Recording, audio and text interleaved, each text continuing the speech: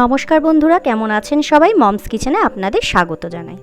আজকে আমি আপনাদেরকে চিকেন চপের একটা রেসিপি বানিয়ে দেখাবো। আমি কিভাবে চিকেন চপ বানাই সেটাই আপনাদের কাছে শেয়ার করব। তাহলে চলুন বানিয়ে ফেলি আজকের রেসিপিটা। চিকেন চপ বানানোর জন্য আমি কিছুটা বোনলেস চিকেন নিয়েছি, আর নিয়েছি খুব ফাইন চপড আদা, রসুন, ধনেপাতা কুচি এবং পেঁয়াজ কুচি। এগুলো খুব ভালো করে আমি কুচিয়ে নিয়েছি। এবার আমি 5 পিস পাউরুটি নিয়ে নিয়েছি। সেই পাউরুটিগুলো আমি মিক্সির মধ্যে দিয়ে একটা পাউডার বানিয়ে নেব। দেখুন পাউডার বানিয়ে নিয়েছি। আমার কাছে যেহেতু ব্রেড ক্রাম ছিল না, সেই কারণবশত আমি এটা বানিয়ে নিয়েছি পাউরুটি দিয়ে। আপনাদের কাছে যদি ব্রেড ক্রাম থাকে আপনারা সেটা ব্যবহার করতে পারেন। আর যে বোনলেস চিকেনটা ছিল সেই চিকেনটা আমি এইভাবে একটা পেস্ট বানিয়ে নিয়েছি চিকেনের। দেখুন ফাইন পেস্ট করে নিয়েছি। আমি কিন্তু জল ছাড়াই এটাকে পেস্ট করেছি। এবার একটা বড় পাত্রের মধ্যে আমি এই মাংসের কিমাটা দিয়ে দিচ্ছি। এবারে এর মধ্যে আমি একে একে পেঁয়াজের কুচি, যে পেঁয়াজটা আমি কুচি করে রেখেছিলাম সেই কুচিয়ে রাখা পেঁয়াজগুলো দিয়ে দিচ্ছি।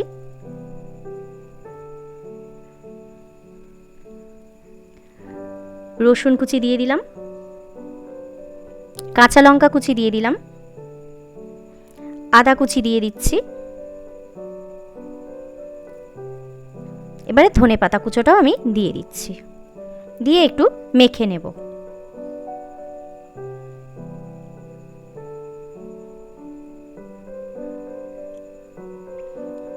এরপরে আমি চিলি ফ্লেক্স,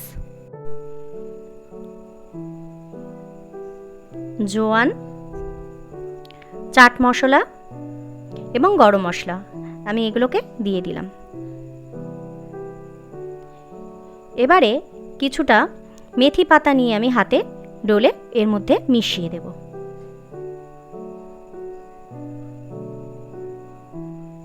তারপরে কিছুটা পরিমাণে ঘি, মানে 1 চামচ পরিমাণ ঘি আমি দিয়েছি। 1 চামচ পরিমাণ ঘি দিয়ে আমি একটু মেখে নিচ্ছি।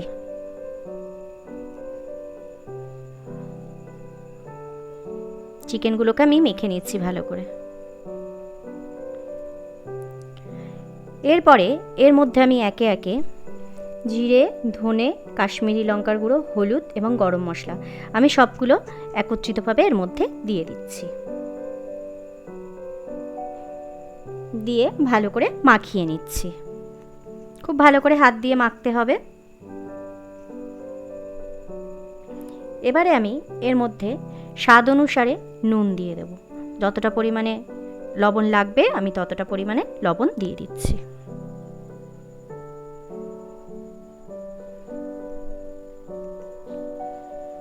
খুব ভালো করে মেখেছি।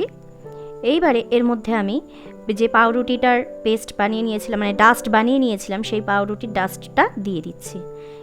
এটা দিলে বেশ বাইন্ডিংটাও ভালো হয়, সেই কারণে আমি এটা দিয়ে দিলাম। আপনারা চাইলে নাও দিতে পারেন, কিন্তু আমি এটা একটু দিয়ে দিয়েছি এর মধ্যে।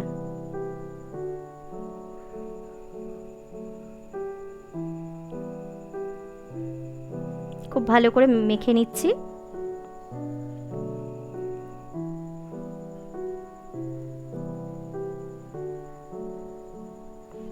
এবারে আমি এর মধ্যে কিছুটা পরিমাণে গোলমরিচের গুঁড়ো দিয়ে দিচ্ছি।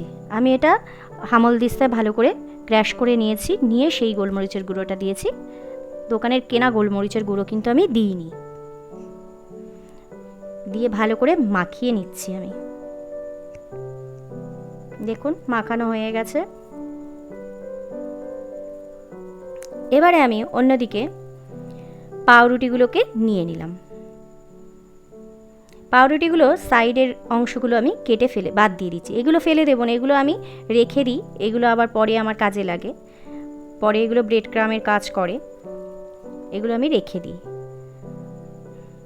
একে একে সব পাউরুটিগুলোই আমি সাইডগুলো কেটে নেব। দেখুন আমার সাইডগুলো সব কাটা হয়ে গেছে পাউরুটির। এবার এগুলো আমি একটু পেস্ট বানিয়ে নিচ্ছি একটা। এবারে আমি একটা বাটির মধ্যে কিছুটা জল এবং একটু আটা নিয়ে নিয়েছি। আটা বা ময়দা আপনারা নিতে পারেন, নিয়ে আমি একটু গুলে রেখে দিচ্ছি।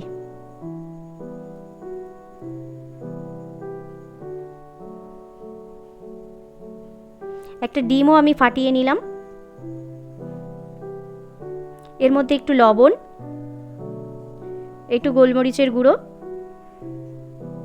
এবং সামান্য একটু ময়দাও আমি এর মধ্যে দিয়ে দিচ্ছি। দিয়ে ভালো করে একটু ঘুটে রেখে দিচ্ছি পাশে। এগুলো আমার সব প্রয়োজনে লাগবে। এটা যখন বাইন্ডিং করব আমি পাউরুটিটা দিয়ে, তখন এগুলো লাগবে। এবারে একটা পাউরুটি এরকমভাবে নিয়ে আমি বেলুন চাকি দিয়ে, মানে বেলুন দিয়ে আমি এটা একটু পাতলা করে বেলে নিয়েছি। সাইডগুলোতে আমি এরকম ওই যে ময়দাটা গুলে রেখেছিলাম সেই জলটা আমি দিয়ে দিলাম। দেওয়ার পরে ওই যে আমি চিকেনের যে প্রিপারেশনটা করে রেখেছিলাম আগে, সেই চিকেনটা আমি দিয়ে এরকম করে গোল করে রোলের মতন করে নিচ্ছি। দেখুন, আবার একটু জল দিয়ে, মানে ওই ময়দা জলটা দিয়ে আমি সাইডগুলোকে মুড়ে দিচ্ছি, না হলে সাইডগুলো ভালো করে না মুড়ে দিলে ভাজার সময় খুলে যাওয়ার চান্স থাকে। এইভাবে আমি একটা বানিয়ে নিলাম। আমি আবার আরেকটা বানিয়ে আপনাদেরকে দেখাচ্ছি। দেখুন, একটু পাতলা করে বেলতে হবে। সাইডগুলোতে আমি আটা ময়দা দেওয়ার যে জলটা সেটা আমি দিয়ে দিলাম। এবারে আবার এই চিকেনের প্রিপারেশনটা দিলাম, দিয়ে আমি রোল করে নিচ্ছি। দিয়ে সাইডগুলো আবার আমি ওই ময়দার যে জলটা সেটা দিয়ে আটকে দিচ্ছি। সাইডের মুখগুলো আমি মুড়ে দিচ্ছি যাতে এটা খুলে না যায়। একে একে আমি এই সবগুলোকে বানিয়ে নিয়েছি।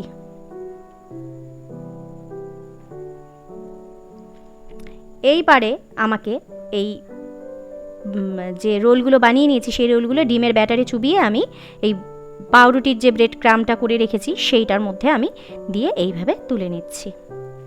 আমি এই কোটিং করে তুলে রাখলাম। দেখুন, ঠিক এইভাবে সবগুলোকে একে একে কোটিং করে তুলে নিচ্ছি আমি। ডিমের গোলায় চুবানোর পরে এই ব্রেড ক্রামে চুবিয়ে মানে কোটিং করে সাইড করে রেখে দিচ্ছি। আমি কিন্তু এগুলো রোলের মতন করে নিয়েছি। আপনারা চপের মতন আকার করলেও করতে পারেন, চৌকো বা ডিম্বাকৃতি যেরকম খুশি করতে পারেন।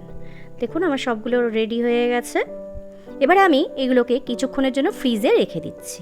আপনারা আধ ঘন্টা 1 ঘন্টার জন্যও রাখতে পারেন। দেখুন, এবারে কড়াইতে তেল গরম করে নিয়েছি।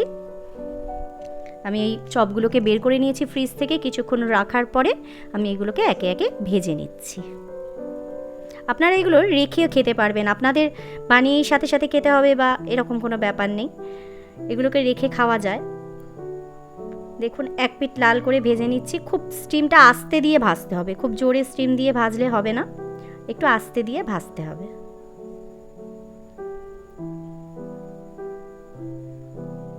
দেখুন, একটা সাইড পুরো রেড হয়ে গেছে ভাজাটা, কত সুন্দর দেখতে লাগছে। বাড়িতে অতিথি আসলে এরকম আপনারা যদি আগে থেকে রেডি করে রেখে দেন, বাড়িতে অতিথি আসলে টুক করে একটু বের করে ভেজে দেবেন, খুব ভালো লাগবে, তারাও খুশি হবে, আপনিও খুশি হবেন। আর খেতেও খুব দুর্দান্ত স্বাদ হয়। চা বা কফির সাথে বিকেলের নাস্তায় বেশ ভালোই লাগে। আর বৃষ্টির দিনে তো কথাই নেই, এরকম যদি একটু আইটেম করে দেওয়া যায় খুব ভালো লাগবে। দেখুন, ভাজা হয়ে গেছে দুখানা, কত সুন্দর রঙটাও এসেছে, দেখতেও বেশ দারুণ লাগছে। আবার দুটো আমি দিয়ে দিলাম তেলের মধ্যে। আমি সবগুলো একসাথে ভাজিনি, আমি কিছুটা রেখে দিয়েছি, কারণ আমার ঘরে বাচ্চা আছে, তাকে টুকটুক করে একটু ভেজে দিলে সে দিব্যি বসে বসে খায়। আপনাদের ঘরেও বাচ্চা থাকলে বাচ্চাদের খুব প্রিয় খাবার এটা, আপনারা করে দেবেন, খুব ভালো লাগবে, খেতে দুর্দান্ত স্বাদ হয়। দেখুন, এটাও মোটামুটি ভাজা হয়ে গেছে, আমি উঠিয়ে নিচ্ছি।